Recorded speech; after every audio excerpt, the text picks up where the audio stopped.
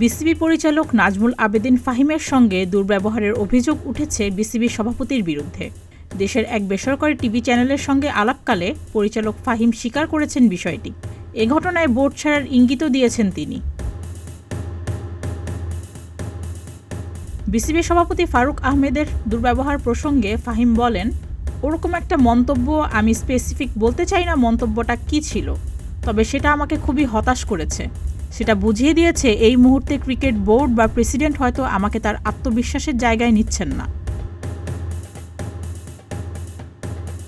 তিনি আরও বলেন, আমি জানি না কেন প্রেসিডেন্ট আমার ব্যাপারে কমেন্ট করেছে, তবে আমি খুব অবাকও হয়েছিলাম।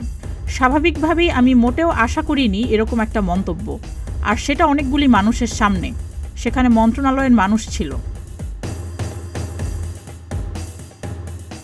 বিসিবি থেকে সরে দাঁড়ানোর ইঙ্গিত দিয়ে ফাহিম বলেন, আমার মাঝে মাঝে মনে হয় বোর্ডে না থাকলেই বুঝি ভালো হয়, কারণ বোর্ডের বাইরে থেকে আমি যে ভূমিকা রাখতে পারি বা কথা বলতে পারি তা বোর্ডে থেকে সম্ভব না।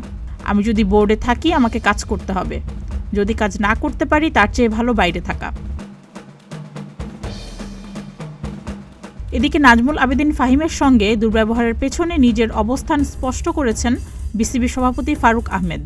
তার দাবি, চাপের মুখে উত্তেজিত হয়ে অবচেতন মনেই এই আচরণ করেছিলেন তিনি। তবে সমস্যার সমাধান হয়েছে বলে জানিয়েছেন বোর্ড সভাপতি। দুর্ব্যবহার এটা তো আসলে একটা আপেক্ষিক টার্ম। আপনাকে একটা ঘুষি মারলে দুর্ব্যবহার, ছোট একটা কথা বললেও দুর্ব্যবহার। কথাটা আসলে জোরে বলেছি, এরকম কোনো কথা বলেছি যেটা উনি পছন্দ করেননি। অনেক সময় অনেক জিনিস কথা বলে ঠিক করে ফেলা যায়। সুস্মিতা, প্রতিদিনের বাংলাদেশ।